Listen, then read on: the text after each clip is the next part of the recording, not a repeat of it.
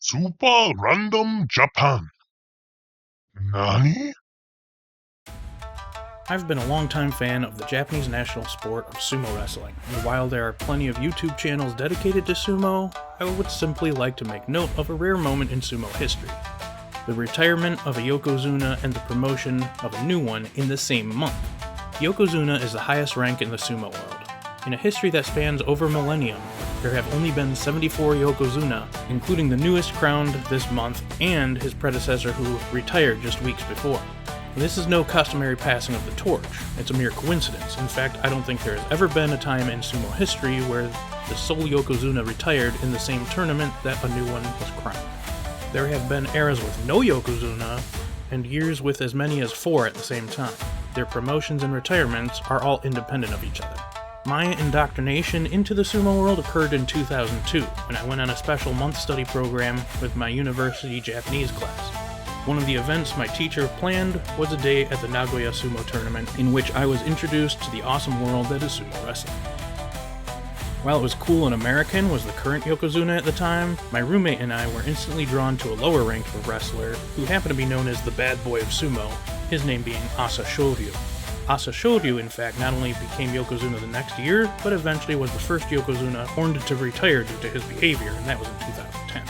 Asa Shoryu was a controversial wrestler not just because he had a less traditional attitude and fiery or cocky spirit, but that he was the first in a long line of Mongolian Yokozuna and led the charge for Mongolians to be the most dominant sumo wrestlers in the sport.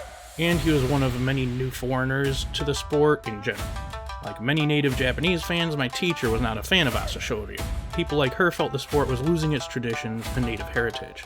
In fact, there has only been a single native Japanese sumo wrestler to reach the highest rank of sumo in the 21st century, with a Hawaiian American retiring at the dawn of the century and Asa Shoryu leading in the new era, and the most dominant Yokozuna of all time, Hakuho, being Mongolian as well. Japan has gone almost a quarter of a century with just one native Japanese wrestler donning the Shimenawa, a special belt that signifies the rank of Yokozuna, and he only lasted 2 years.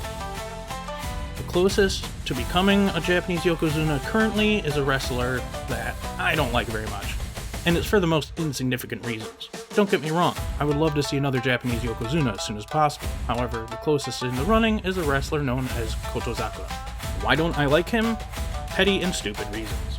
His childish face, his odd physique, and his pre-fight face that looks like he smelt what he dealt. However, both Kotozakura and a sumo known as Hoshoryu went into the January 2025 tournament with a chance at being promoted to the coveted highest rank of sumo. To my ill-placed spite and happiness, Kotozakura had a really bad tournament, ruining his chances of promotion. And in a clutch final day, Hoshoryu not only finished with a winning record, but squeezed out the victory for the whole tournament, cementing his promotion to Yokozuna. The irony is that Hoshoryu is not Japanese. In fact, he's the nephew of Asa Shoryu himself, and the 6th Mongolian wrestler of the century to be a Yokozuna out of 7 Yokozuna thus far. At the beginning of the January tournament, the previous Yokozuna, Teruno Fuji, another Mongolian, retired since he felt his sumo was not up to par and he's been plagued over the years by injury. Never before has a gap in rank been filled so quickly and efficiently, now that Hoshoryu has been promoted to Yokozuna. So the January tournament marked a significant turning point in sumo.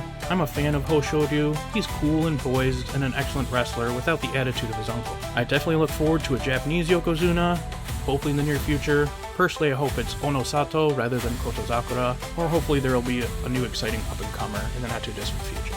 Anyway, I strongly recommend getting into sumo. You can easily watch every tournament's highlights for free on YouTube. It's great for gambling, etc. as well. And if you're curious about sumo culture, there is no TV show that represents this better than the Netflix original series Sanctuary, aka Seiki. For my review on that, you can click here. Otherwise, for more random topics on Japanese culture, news, TV, video games, etc., please like, subscribe, and all that stuff. Thanks as always for watching. Later.